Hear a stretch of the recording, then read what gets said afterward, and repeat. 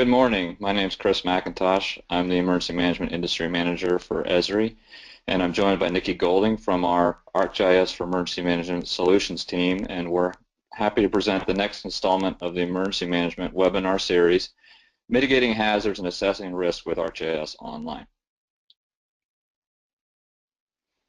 The purpose of this webinar series, we're going to go through that first, and then we'll talk about an overview of the hazard assessment and analysis solution that is just being released. We'll give an overview of ArcGIS for emergency management, an update on what's happening, what's going on with the disaster response program, and we'll wrap up with next steps. As always, we take your questions throughout the presentation.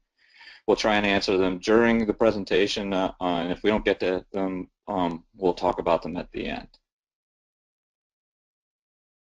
So the purpose of this series is on a routine basis to provide updates on using ArcGIS to support emergency management and disaster response from various members of the public safety team. We're really excited to have Nikki from the solutions team joining us in this series, and she'll be a regular addition from here on out. We do these normally the first Thursday of every month, so please block this time out on your calendar. And next we'll talk about the new extension with WebEOC providing data to ArcGIS Online on April 7th at 9 a.m. Pacific. We vary between broad overview topics or solution-specific topics in depth where we go into a particular application or template like we're doing today. We'll always include updates from our disaster response and special events programs as we respond to incidents that happen around the world. And as always, please give us your ideas for topics you would like to see so we can fold them into this webinar series. So today's topic, Mitigating Hazards and Assessing Risk with ArcGIS Online. And turn it over to Nikki. Nikki, take it away. Thanks, Chris. So as Chris mentioned, I work on the solutions team in support of ArcGIS for emergency management. And our goal and mission as a team is to build configurations of ArcGIS that are in lockstep with the mission of emergency management organizations. The solutions that I'll show you today and the ones that we provide, the broader context of the ones that we provide, are all included as part of ArcGIS. So nothing that I'll show you today will be at any additional charge. I think it's important to keep in mind. All the solutions that we create are moved forward from release to release. So as you guys migrate from 10.2 to 10.3 and to the newly released 10.4, we bring all of our solutions forward along with those releases so that you guys don't find yourself in a situation where you're stuck in a particular version. You can also call technical support for any of our solutions, just in the way you would call technical support for ArcGIS Desktop. You can call them and ask questions about our solutions as well. So what we have released to date, these are our ArcGIS for emergency management solutions organized by the phases of emergency response. And what we're specifically here today to talk through is the recently released first solution offering in our mitigation area, the hazard assessment and analysis solution. The goal in building this solution was to provide the broader community, state, local, and federal customers with tools grounded in ArcGIS that really support the mitigation planning and analysis work that you all do from time to time. These sort of overarching themes founded in that goal were to ensure that the work that we were doing was firmly situated in the policy framework and guidance released across the community. Another aspect of the goal that we had was to incorporate some additional guidance or additional workflows in support of THIRA, or the Threat Hazard Identification Risk Assessment. And as a result of that, that includes and folds in additional risk types to look at natural, technological, and human-caused events that really extend the HIRA workflow. We also wanted to work with subject matter experts. We totally acknowledge and recognize on our team that we need to look to the community for guidance and ensure that what we're building will actually hit the target of what your needs are and really address the challenges that you may have and really help you gain efficiencies in developing, doing your mitigation analysis and developing your mitigation plans. So having said that, we've partnered with mitigation planners in FEMA, a couple of state organizations as well as local government customers to really understand what are the user challenges that you guys are facing as ArcGIS users and as emergency management organizations in doing the mitigation planning and analysis. And these are these sort of overarching themes that we've heard back from the community. I have to say the one that we've heard the most is really providing some level of consistency across the way for cross-jurisdictional risk analysis and assessment, and really understanding as you move from county to county and roll those plans up to state, having some level of consistent way that the analysis is created, the data sets that are taken into consideration, and really having a consistent methodology that can ultimately be repeated or repeatable or looked back into and allow you guys to have sort of a history of how that analysis was done. So that's really what our goal was in developing these tools. The context I mentioned, or the framework that we're using, I mentioned that the work that we've done is firmly situated in the policy that's well-founded across the community. The work that we've been doing has been leveraging and extending the comprehensive preparedness guide and incorporating the threat hazard identification risk assessment methodologies to ultimately allow in the community to develop these mitigation plans. So we're looking to the guidance, or looking at the guidance and referencing the guidance in terms of what's required, both from a data perspective, but also from a reporting perspective, and then ultimately allowing you guys to create that methodically and consistently. So I mentioned that we're incorporating the THIRA methodology as part of our analysis, and the THIRA steps are really boiled down into 4 sort of overarching steps or methods, if you will. The first of which is really allowing you to take a comprehensive look at the various threats and hazards of concern across the jurisdiction, ultimately allowing you all to take and put those threats into context, so showing how they can affect not only at the local government level or at the local community level, but rolling those up into a concerted way of delivering that content and context for those threats.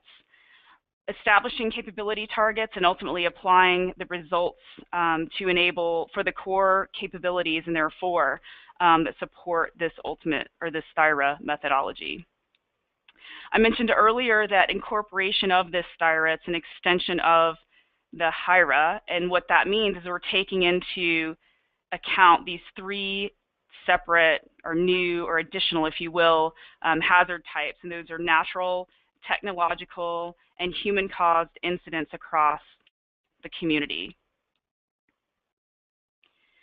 In looking at the various standards and guidance that we're referencing as we were developing these solutions, we saw repeating themes for where you all could source the data, where you could grab content both from federal and state organizations. And these are the inputs or considerations that we found consistently in doing a look across the community in terms of sources. So you can look at modeling outputs, whether they be from AdCirc or SLOSH, and incorporate those into your analysis. You can reference cause of loss from USDA.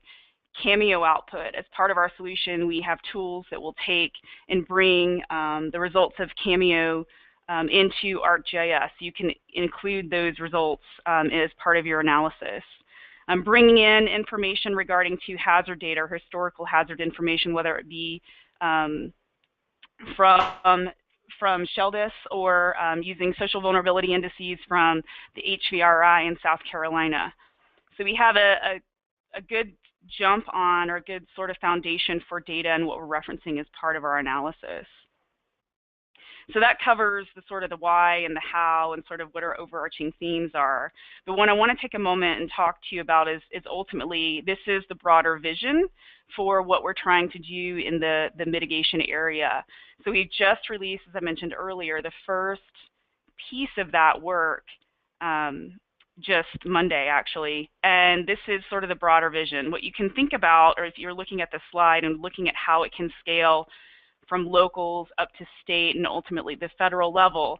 If you wonder where we are sort of in this vision, we're firmly planted here down in the bottom part of it, and really understanding how as analysis rolls from the locals up to the states and ultimately pulling them together and delivering the results of those plans to FEMA, we're working to understand and really ensure that the analysis and the products that you will create as a result of those analysis will actually scale cross-jurisdictional and meet the needs of reporting up through the various levels of government. What the solutions are not is not a replacement for HAZIS or any other analytical tools that you guys may be using. This is really an effort to supplement and augment that type of analysis. So our goal is not to replace HAZIS. Our goal is to stitch the results of HAZIS and our tools together to provide a comprehensive look at the various threats across the jurisdiction. And this is also not a replacement for engagement with constituents that you guys serve in your day-to-day work. It really is an enhancement to both of those items. What we delivered in phase 1 is a solution based on ArcGIS desktops and more specifically Pro-based ArcGIS Pro tools. This is a task-based workflow. For those of you that aren't familiar with what that means, if you look on the right-hand side of the screen, tasks allow you to encapsulate a standard set of steps that are repeatable, that allow you to really methodically move through your work. What the tasks allow you to do is capture that mind share and subject matter expertise for those of you that are planners or mitigation planners, and really extending the reach of allowing those folks to actually work through the tools and the methods consistently through what we call tasks. And I'll show you this in a second. But this is the first phase of what we're releasing. And I'll talk a little bit about what our roadmap is moving forward in a few minutes. But this is the first, what we released today, and I'll also show you where to get that in just a second. The second piece, or moving forward, what our goal is to provide a set of interactive tools that will allow, in this case, mitigation plan status to be communicated.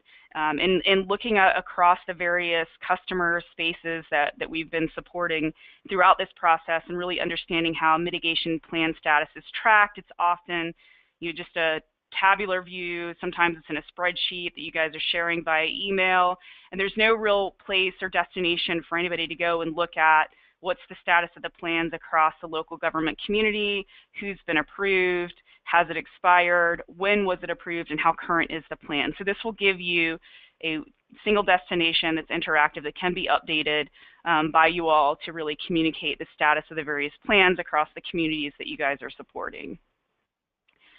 The next piece is really to give you all a means to really define and articulate and deliver a simple tool to allow you all to report projects and the status of those projects. So should you decide or get funding for a mitigation project, you can identify what the mitigation activity is, what the outcome, what the project status is, funding stream, and so on. So this is a very simple form that's web-based that allows you to do that, as well as provide, obviously, the location of that project to so you have a spatial context and a map that allows you to report on those mitigation projects across the jurisdictions. The last piece that we will deliver is our mitigation activity monitoring. So this is an ArcGIS Online operations dashboard configuration that allows you to not only look at the status of the mitigation projects throughout the jurisdiction that you're responsible for, but also really put it in a broader context and look at overall funding status and the like. So this gives you a destination to go to report on those activities and really understand what those the status of those activities are. So now what I wanted to do is take a few minutes and go through the hazard assessment and analysis solution. And as I mentioned, we released it on Monday. So you guys can go to our solution site and download it today. I'll show you the link for that in just a second. This is when you open the project. As I mentioned, it's an ArcGIS Desktop Pro project. You have a task on the left-hand side which shows you, it's called Threatened Jurisdictions Assessment. So what it does is it walks you through, first it sets some context for how to get started. So you open the hazard assessment maps and explore. I'm going to walk you through a series of high-level steps. How to open the map, explore the groups within the layer in the map. So step 2 is exploring the group. So as part of our workflow, we've defined a series of data categories, if you will. We totally understand and acknowledge that much of this information has not been historically managed in a GIS.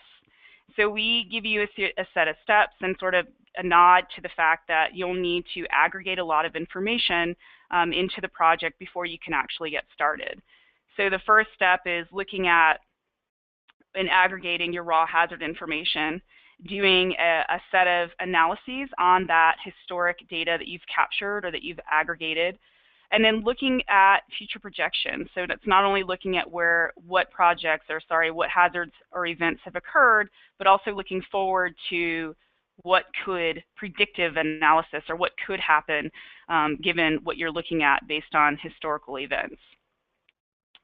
So then it'll walk you through, within this historic analysis group, we have historic events, how to aggregate those historic events, where to source the jurisdictional boundaries, because what we're doing ultimately is taking all of this information and summarizing or aggregating it up to at the jurisdictional level to give you a holistic look at what's occurred, how many things have occurred, what types of events have occurred, how many people are impacted, how many deaths, injuries, total loss of property, and the list really could go on. So we're looking at and understanding across the jurisdictions, what's happened in those areas. So this is where you get started. So that's sort of the first step. The second step, as I mentioned, is looking at where you get various types of hazard information from.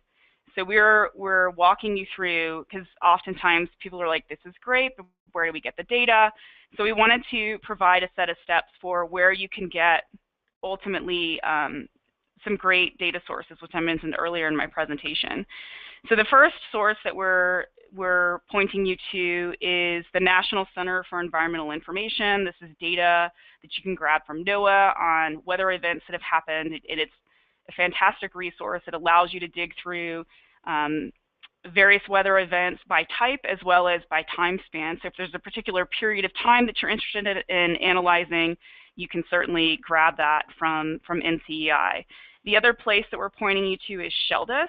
So this is a spatial hazard events and loss database for the US, and so they have a set of data that you can grab either directly from their site for a fee, but there's also data that's provided directly as part of the Living Atlas within ArcGIS Online that you can grab.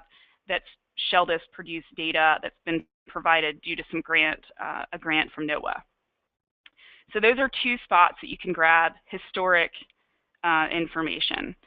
So ultimately, once you have grabbed that information and understood, how to bring it into ArcGIS, which we step you through that as well, what you end up with is what you see on the map. I have a large collection of historic point information, really organized and symbolized by the types of hazards that have occurred across, in this case, the state of Virginia. So that's the first step, bringing the data in this case it was a spreadsheet, putting it onto the map, and then thematically rendering it so that you have a sense for not only where those events have occurred, but what the types of events were. The other piece or the other step is not only just pulling in existing data, but also giving you the opportunity to actually on the fly create and capture events that you are aware of that have happened across the geography that you manage. And so what I did for that is simply collect a series of jurisdictional events, in this case 2 counties worth of events that have happened. So we not only give you a way to import the information directly from data that's already persisted and maintained from others, but also step you through how to bring in or create your own event information on the fly. So that's sort of where do you get the data from? Are there authoritative sources that you can grab? How do you bring them in? And then how do you create information on the fly? The next step is taking and really beginning to understand the patterns and the trends for the information or the events that have occurred over the span of time. So we give you the opportunity in this particular task to summarize the individual hazard events by jurisdiction. So when you double click on that task within Pro, we step you through. If you have historical event information, this is what you need to do. Use this type of analysis, so a summary analysis, define what your input polygons, in this case, they would be our jurisdictional boundaries. So we're really stepping each individual through the process. So I can simply browse to my jurisdictional boundaries here. My input summary features, in this case, will be the historic information that I have provided. And then it walks you through, okay, how do you want to summarize? What summary fields do you want to provide? And what type of summary would you like to create? So you get the sense that it really is a recipe for not only bringing the data in, but then doing analysis on the types of data that you guys are pulling in. The results of that summary and the various statistics that you can push into those summaries really are defined by and driven by the data sources that you're creating or that you're aggregating. And so in this case, we can look at the number of injuries that have occurred across the state. And you'll see we have a handful of counties where injuries have been reported. In this case, I'm looking at data from the early 2000s. So this is, a handful of counties where we've had injuries occur. We can see the number of injuries that have occurred in those areas. The second piece, or the information that I summarized on, was crop damage. So this is looking at overall what's the total damage seen across the state of Virginia. The third piece is property damage. So this is a summarized financial information of property damage across the state as well. So I'm getting all this rich information that I'm able to do just really simple summaries on using this task-based workflow within Pro. The next piece, beyond just doing the data aggregation and analysis and summary and really defining what are the outputs and how would you like to report, the next piece is sharing that information. So we have a couple of different options for sharing that information. So we can create a simple map, so a hard copy output for the products and the results that we've captured. We can also print that map, so it's not only creating it but printing it. And the next piece of it, I think, is really where this is bringing this sort of workflow as we understand it into the next sort of phase of work, and that is sharing the information as a service. So this is not just about creating hard copy maps or doing the analysis and supplementing the reports created by planners and putting them in a binder that sit on a shelf or that are referenced should they need.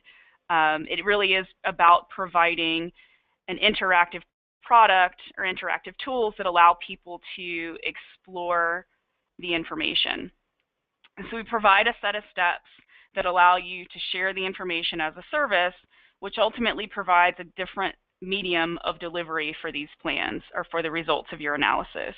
So I've taken the results of the analysis that I just worked through in the Pro project and created a simple ArcGIS Online web map to allow somebody to explore what are the results of the analysis. So you'll see that I have just a simple map here that brings in the historic hazard events that I've mapped. I've got some very focused information that I'm delivering, direct and indirect injuries, the time span of the event type, the year and the month, the jurisdiction, Blackstone County, Virginia, and in this case, we don't have any property damage or deaths. That was actually a good scenario. For the total event count, this is part of what, just looking at historically, how many events have occurred or impacted this particular jurisdiction and rolling that information up across the state. In this case, we can see in Culpeper County, there have been a total of 7 events over the course. In this case, I mentioned 2001. Total number of injuries. So if you wanted to take a look at that same Culpeper County, we've had 4 injuries or death that happened in the year of 2001 that allow us to see cumulatively what's occurred there. Property damage. So we can again look at property damage. In this case, this is Fauquier County, in Virginia and what's the total property damage there. Crop damage, same thing that we talked about earlier, that I showed you earlier, and just doing simple summary on the information or on the events that have occurred and what the impact to the crop has been. So that's a really quick overview of the desktop analysis, data aggregation tools that we've created and shipped as part of our solution, as well as giving you a means for various different ways to share the results of the work that you're doing. So that's what we released on Monday. So naturally, you're probably wondering, where do I go to grab the work that you've just shown? So on our solutions site, solutions.arcgis.com, you'll see an emergency management solution area where it's organized by phase, as I showed earlier: preparedness, response, and recovery. So new to this, on Monday, we released this mitigation solution. So when you click on the mitigation section, you're taken to the hazard analysis and planning solution. So this is where you can go to grab it. And when you crack it open, this is where do you go to grab it? What are the requirements for the solution? What do you get when you download the solution? So you'll need to understand ArcGIS Pro, but we've developed the sequence of tasks, so it really will walk you through the process of how to get started. What you get as part of the solution is the ArcGIS Pro package that I just showed you, as well as some sample hazard information to allow you to walk through the same process that I just did. And how do you get started? Where you source the hazard information. So again, it walks you through how to open the project, makes a nod, gives a nod to the various data sets and data sources that you can grab from various organizations, and it is step by step. So in addition to providing this task to step you through the process, we also have fully documented the process on our solution site to supplement the work in the tasks that are documented there as well.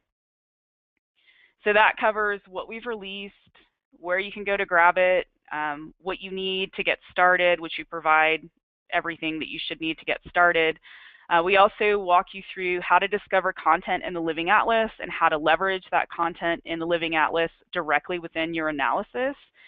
So keep in mind that there's, in addition to those sources that I've provided through various organizations, you can also reach back into ArcGIS Online's Living Atlas to give you a rich set of data to do analysis against, and we walk you through that process as well. So from our solutions team, in addition to what we've already released and what we just released on Monday, we have a pretty healthy backlog of work that we're working on to build additional solutions moving forward over the next 6 to 8 months. So what that looks like from your perspective is the second phase of our hazard mitigation work, and that is taking into account guidance and requirements for climate change and resiliency. So you'll see some additional workflows supported, again, in ArcGIS Pro to support that guidance or requirement.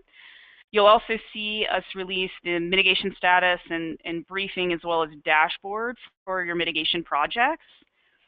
We have some additional work coming down the pike for damage assessment. So we do have an existing damage assessment solution. What we'll do is add additional content to support pre-staging of parcel information. So as people are going out in the field to do damage assessments, we have a workflow that will stage the valuation information that will be consistent with the information model required by FEMA to collect that information. So you'll have a context for damage and looking at the valuation information as you're going through and doing those assessments. We'll also add an update to our damage assessment operations dashboard configuration that will support bringing that in, or taking that information out of the dashboard and putting it into a spreadsheet. So if you need to share that information for reporting purposes, you can grab and export that information.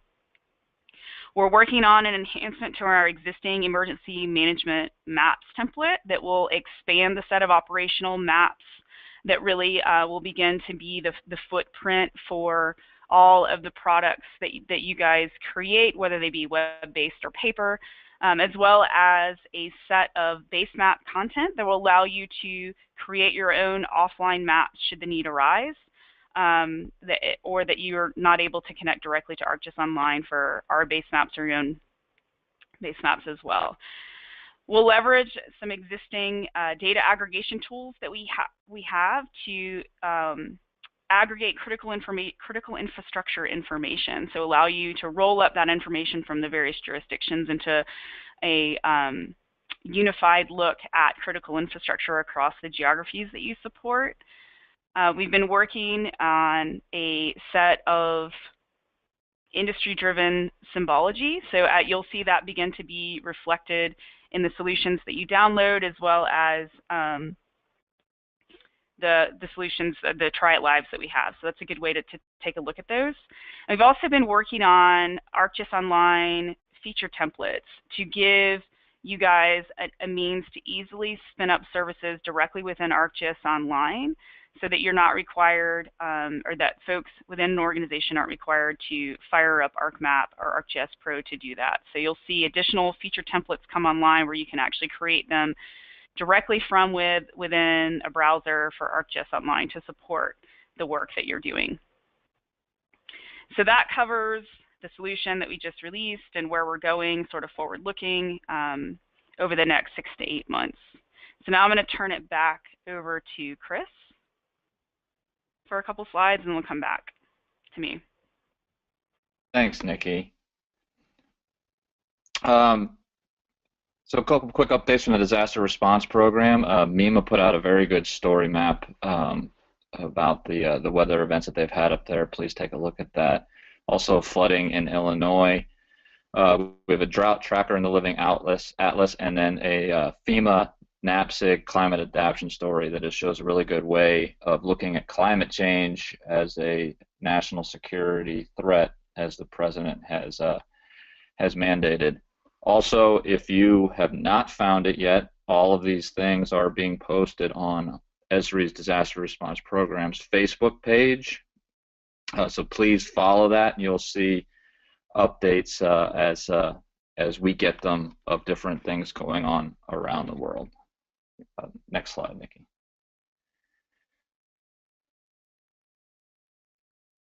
Really quick, I'm going to, we have some questions that I'm going to ask Nikki that have come from the group.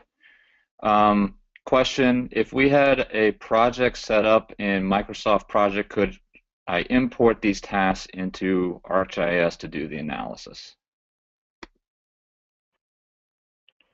If the question is, could you import directly from Microsoft Project, the answer is no. But what I would say is that you could easily translate that workflow and methodology into tasks.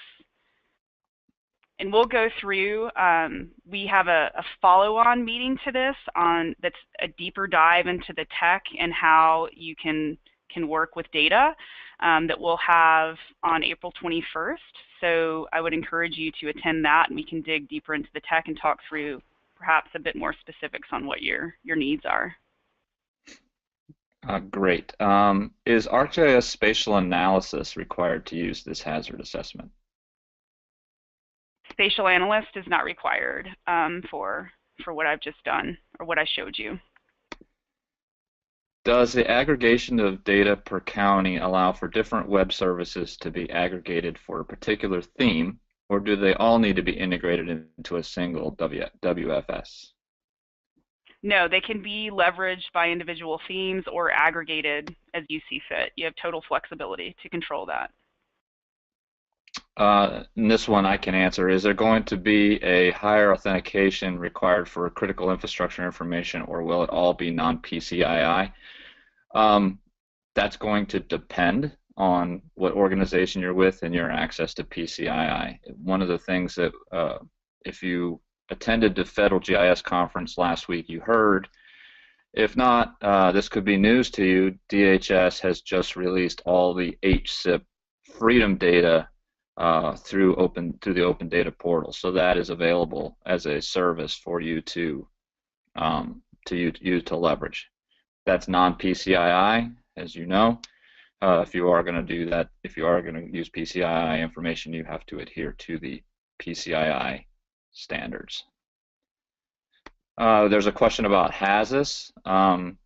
Nikki, I think you addressed HAZIS. How much of this product requires HAZIS? Would you reiterate that one? So what I just showed you, I did not use HAZIS for. Our expectation is that you will use HAZIS in the same way that you've always used it, create and do your analysis, and then you can use the results of those analysis, or the output, if you will, as part of or input into the hazard assessment tools that we just showed. What if you're in another country? How could you use this? In the same way that I showed you using it domestically. So there isn't anything that I've done that's tied to the US. A lot of the data sources that I sourced in terms of how you can go and get historical weather information from NOAA or USDA information. So that's the only thing that I provided in terms of context for the US, but the workflow and methodology that I've provided or that we've created is not tied to the US. Had a question about NOAA. How often does NOAA update their data? That's kind of a loaded question. Nikki, what's your take on that? I would say we'd have to ask NOAA for how frequently they update their data. Yeah, it's going to depend on the data that you're referring to. Yeah. Absolutely. Last question. Is there workflows being developed for wildfire protection planning? Currently in flight, we on the solutions team are not working on that. It is something that we have, we are considering doing, but it's not something that we're actively working on at this point. But it is something with your feedback that we can definitely look at, and we have a whole team of people looking at wildfire, so that's good feedback. Okay, next steps are please explore the resources presented in today's webinar, and if you also notice in your panel there's a couple handouts, general handouts on ArcGIS for emergency management for you to download and look at your leisure. The link to the solution, as Nikki said, is right here, and this will also go out in the after webinar notes. Next month, accessing and visualizing WebEOC data within ArcGIS Online, April 7th. Put that on your calendar, same time, and then the invites and links will go out. You can register right there at that link. And then on April 21st, Introduction to Hazard Analysis and Planning Technical Overview, and you can register right there. So lots of stuff in the next couple of months around these topics. Hopefully you'll find them all useful.